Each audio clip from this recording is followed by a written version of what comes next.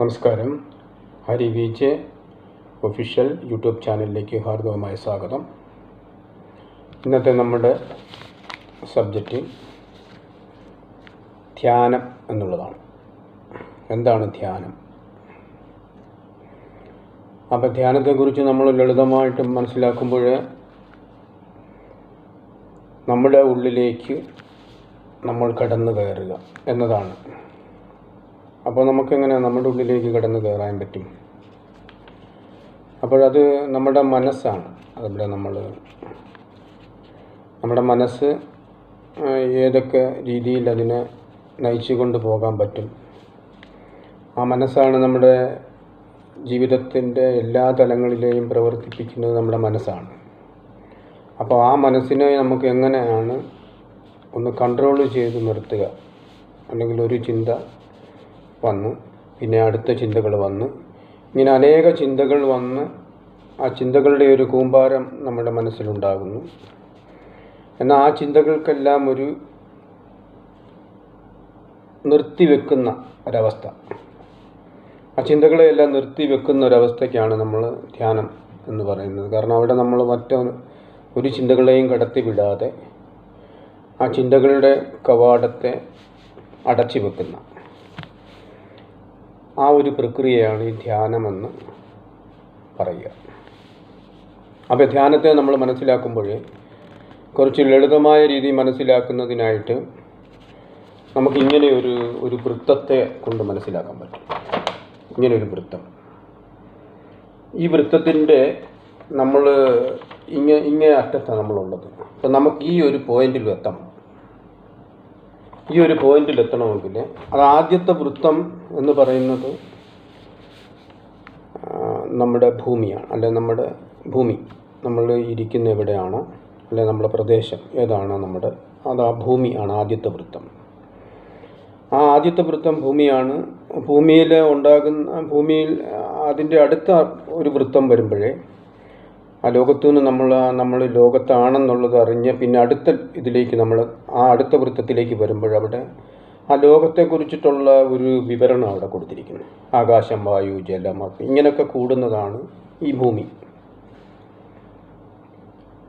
അങ്ങനെ ഒരു വിവരണം കൊടുക്കുമ്പോഴേ നമ്മൾ ഈ പ്രകൃതി കാണുന്നത് എന്തൊക്കെയാണോ അതൊക്കെയാണ് നമ്മളിവിടെ ആകാശവും, വായു, ജലം, അഗ്നി ഈ പറയുന്ന 5 എണ്ണം അവിടെ ഉണ്ട്. അത് കഴിഞ്ഞ് അടുത്ത ഒരു വൃത്തത്തിലേക്ക് നമ്മൾ കിടക്കുമ്പോൾ ഈ ആകാശവും ഭൂമിയും ഈ അനുഭവങ്ങളെ ഇതിനെയൊക്കെ മനസ്സിലാക്കുന്ന ഇന്ദ്രിയങ്ങളെ കൊണ്ടാണ് നമ്മൾ അത് പിന്നെ മനസ്സിലാക്കുക. അപ്പോൾ ആ ഇന്ദ്രിയം എന്ന് പറഞ്ഞാൽ കണ്ണ്, മൂക്ക്, നാക്ക്, ത്വക്ക് എന്നിവയാണ് ആ ഇന്ദ്രിയങ്ങൾ. ഇതുകൊണ്ടാണ് നമ്മൾ ഈ ലോകത്തെ മനസ്സിലാക്കുന്നത്. ആ ലോകത്തിനെ മനസ്സിലാക്കുന്ന ഒരു വാർത്താവിനിമയ വകുപ്പാണ് ഈ പറയുന്ന നമ്മളെ 5 ഇന്ദ്രിയങ്ങൾ. അവരിൽ കൂടെ മാത്രമേ നമുക്ക് ഈ ലോകത്തെ മനസ്സിലാക്കാൻ പറ്റുള്ളൂ. അപ്പോൾ ആ ലോകത്തെ മനസ്സിലാക്കി കഴിഞ്ഞാൽ പിന്നെ അടുത്ത സ്റ്റെപ്പിലേക്ക് വരുന്നത് ആ ലോകത്തിൻ്റെ ആ മനസ്സിലാക്കുന്ന ഈ അനുഭവങ്ങളെ എന്തൊക്കെയാണെന്നുള്ളതാണ്. അപ്പോൾ ആ അനുഭവങ്ങളെന്ന് പറയുമ്പോൾ നമുക്കിപ്പം ആ ലോകത്ത് ഈ പറയുന്ന ഭൂമിയിലെ ഈ സ്ഥലത്ത് നമ്മൾ എത്തുമ്പോഴേ അവിടെ നമ്മൾ കാറ്റ് അനുഭവിക്കുന്നുണ്ട്, ചൂട് അനുഭവിക്കുന്നുണ്ട്. അപ്പോൾ ഇതെല്ലാം നമുക്ക് അവിടെ അനുഭവത്തിൽ വരുന്നുണ്ട്. അപ്പോൾ ഈ അനുഭവങ്ങളെയാണ് അവിടെ അടുത്ത വൃത്തത്തിലേക്ക് വരിക. പിന്നെ അതിൻ്റെ അടുത്ത വൃത്തം എന്ന് പറയുന്നത് അത് അനുഭവിക്കുന്ന അവസ്ഥയാണ് മനസ്സ്. അപ്പം മനസ്സിലാണ് ഇത് നമ്മൾ അനുഭവിക്കുക. മനസ്സിൽ അനുഭവിക്കുമ്പോഴാണ് നമ്മൾ ആരാണ്, അല്ല നമ്മൾ ഇന്നയാളാണ്, അല്ല ഞാൻ ഇന്ന ജോലിക്കാരനാണ്, അല്ല ഡോക്ടറാണ്, എഞ്ചിനീയറാണ്, കളക്ടറാണെന്നൊക്കെ പറയുന്നത് ഈ ഒരു വൃത്തത്തിൻ്റെ അവിടെ നിന്നിട്ടാണ് നമ്മൾ പറയുക. അതായത് ആ മനസ്സ് അവിടുന്ന് കടന്ന് മനസ്സിൻ്റെ ആ വൃത്തം കഴിഞ്ഞ് അടുത്ത വൃത്തത്തിലേക്ക് എത്തുമ്പോഴാണ് നമ്മൾ പറയുക നമ്മൾ ഇന്നയാളാണെന്ന് ഒക്കെ പറഞ്ഞ് മനസ്സിലാക്കുക. അതുമെല്ലാം കഴിഞ്ഞ് പിന്നെ നമ്മുടെ വിചാരങ്ങൾ അപ്പം നമ്മുടെ ചിന്തകൾ പിന്നെ വ്യാപരിച്ചു കൊണ്ടിരിക്കുന്ന അതാണ് അടുത്ത വൃത്തത്തിലേക്ക് പോവുക. കാരണം നമ്മൾ അതിൽ നിന്നെല്ലാം മനസ്സിൻ്റെ ഇന്നയാളാണെന്നൊക്കെ വരുമ്പോൾ ഞാൻ ഇന്നടുത്ത് ഇന്നയാളാണെന്നൊക്കെ പറയുമ്പോൾ ആ ഒരു ക്രെഡിറ്റൊക്കെ എടുത്ത് നമ്മളങ്ങനെ പറയുന്നൊരവസ്ഥയുണ്ട്.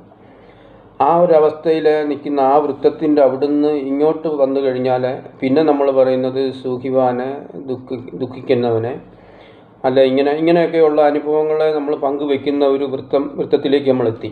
അതും കഴിഞ്ഞ് പിന്നെ അടുത്തതാണ് നമ്മൾ ഈ അനുഭവിക്കുന്ന ഈ ശ്വാസം എന്ന് പറയുന്ന ആ വായു എന്ന് പറയുന്ന ഈ ഒരു അവസ്ഥ, ആ ഒരു വൃത്തത്തിൻ്റെ അവിടെ നമ്മൾ വരിക. അതായത് വായു എന്ന് പറയുന്ന ഈ വൃത്തത്തിൻ്റെ അവിടെ നമ്മൾ എത്തുക. ആ വൃത്തത്തിൻ്റെ അവിടെ നിന്ന് നമ്മളെത്തി ഇവിടെ നമ്മൾ എത്തുമ്പോഴാണ് ആ ധ്യാനത്തിൻ്റെ അവസ്ഥയിലുണ്ടാവുക. അപ്പം ആ വൃത്തത്തിൻ്റെ അവിടെ എത്തണമെങ്കിൽ നമ്മൾ എന്താ ചെയ്യുക? അവിടെ നിന്ന് നമ്മുടെ ശ്വാസത്തെ ബലമായിട്ട് പിടിച്ചടക്കുക. അതെങ്ങനെ നമുക്ക് ചെയ്യാൻ പറ്റും? ശ്വാസം ഇപ്പം നമ്മൾ മൂക്കടച്ച് കഴിഞ്ഞാൽ അങ്ങനെ ആ മൂക്കിനും വായൊക്കെ അടച്ച് നമ്മുടെ കാറ്റ് പോകും. അപ്പം അങ്ങനെയൊന്നും നമുക്ക് ചെയ്യാൻ പറ്റില്ല. അപ്പോൾ ഈ ഇന്ദ്രിയങ്ങളെയൊക്കെ തന്നെ സുഖപ്പെടുത്തിക്കൊണ്ട്, അല്ലെങ്കിൽ അതുപോലും അറിയാതെ അതിനെ നമ്മൾ വശത്താക്കിക്കൊണ്ട്, അല്ലെങ്കിൽ ഇന്ദ്രിയങ്ങളെയൊക്കെ വശത്താക്കിക്കൊണ്ട് നമ്മൾ ഈ പറയുന്ന ധാമം എന്ന് പറയുന്ന ഈ സ്പോട്ടിൽ നമ്മളെത്തണം. അപ്പം ഈ ലോകത്തു നിന്ന് ഇത്രയും സ്ഥലത്തു നിന്ന് നമ്മൾ ഇവിടം വരെ എത്തി ഈ ധാമത്തിലെത്തുന്നതാണ് ഒരു ഇച്ചിരി ദുർഘടം പിടിച്ച ഒരു വഴിയാണത്. കാരണം നമുക്ക് പെട്ടെന്ന് അതിനെ അങ്ങോട്ട് അതുവരെയൊക്കെ നമുക്ക് ചാടിക്കയറി വരാൻ പറ്റും.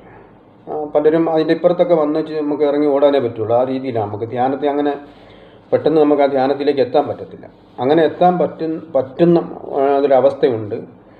ആ പറ്റുന്ന അവസ്ഥയെക്കുറിച്ചിട്ട് ഭഗവത്ഗീതയിലെ കൃഷ്ണൻ പറഞ്ഞു, ഇത് അഭ്യാസേന കൗന്ദയാണെന്ന് പറഞ്ഞു. അഭ്യസിച്ചാൽ നിനക്കത് ചെയ്യാൻ പറ്റും എന്നാണ് പറഞ്ഞു. അതെന്താണ്?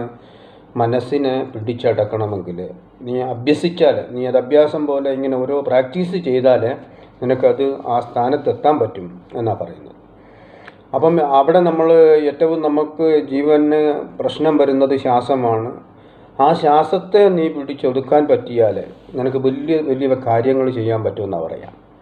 അങ്ങനെയാണ് കൃഷ്ണൻ അർജുനനോട് ഉപദേശിച്ച് കൊടുക്കുന്നത്. കാരണം ഈ ശ്വാസത്തെ നമുക്ക് ഒതുക്കാൻ പറ്റുന്ന ഒരവസ്ഥ എങ്ങനെയുണ്ടാകും?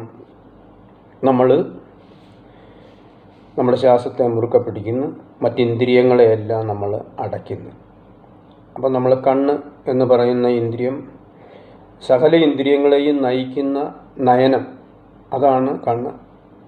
അത് നമ്മളെ ഒരിക്കലും എല്ലാ പ്രവർത്തനങ്ങളെയും പെട്ടെന്ന് ആഗിരണം ചെയ്ത് നമുക്ക് ഇൻഫർമേഷൻ തരുന്നതാണ് കണ്ണ്. അതിനെ നമ്മൾ ആദ്യമേ അടയ്ക്കുക, അറസ്റ്റ് ചെയ്യുക. അതിനെ അടച്ചു വെച്ചാൽ ഇത് കണ്ണടയ്ക്കുമ്പോഴേ അടുത്ത ഇന്ദ്രിയം ചാടി എഴുന്നേക്കും, മൂക്ക്. ആ മൂക്കിനെയും നമ്മൾ അതിനെ ഇഷ്ടപ്പെടുന്ന രീതിയിൽ ഒക്കെയാണ് ക്ഷേത്രത്തിൻ്റെയൊക്കെ ആ ക്ഷേത്ര ദർശനത്തിനെ കുറിച്ചൊക്കെ നമ്മൾ മനസ്സിലാക്കുമ്പോൾ അതിനെക്കുറിച്ച് നമ്മൾ എക്സ്പ്ലെയിൻ ചെയ്തിട്ടുണ്ട്. അപ്പോൾ ഈ മൂക്കിന് ഇഷ്ടമുള്ളത് എന്താണോ അതിന് നമ്മൾ ആ സ്ഥലത്തുണ്ടെങ്കിൽ, ആ മൂക്കിന് ഇഷ്ടമുള്ള കാര്യങ്ങളൊക്കെ ഉണ്ടെങ്കിൽ അത് കൂടുതൽ വിഭ്രാന്തി പിടിക്കാതിരുന്നോളും. കാരണം അത് നമ്മുടെ കൺട്രോളിൽ വരും. അതുപോലെ തന്നെ ചെവിയെ നമ്മൾ അടച്ചു വെക്കുക. അങ്ങനെ നാവിനെ മറ്റെല്ലാം നമ്മൾ ഒതുക്കി വെച്ചുകൊണ്ട് നമ്മുടെ ശ്വാസത്തെ മുറുക്കെ പിടിക്കുക. കാരണം ശ്വാസത്തെ മുറുക്കെ പിടിക്കുന്നതിനെ കുറിച്ചിട്ട് ഭഗവാൻ ഒരു ഉദാഹരണങ്ങൾ പറഞ്ഞിരിക്കുന്നു. നമ്മുടെ വലിയ വണ്ടിയിലും അല്ലെങ്കിൽ അതിൻ്റെയൊക്കെ ഈ ടയറുണ്ടല്ലോ, ആ ടയറിലെ ആ എയർ നമ്മൾ നിറച്ച് വെച്ച് കഴിഞ്ഞാൽ ആ ടയറിൻ്റെ എയർ ഫുള്ളാണെന്നുണ്ടെങ്കിൽ അതിനെ ലോഡ് കണക്കിന് സാധനങ്ങൾ ആ വണ്ടിയെ നമുക്ക് കയറ്റിക്കൊണ്ട് പോകാൻ പറ്റും.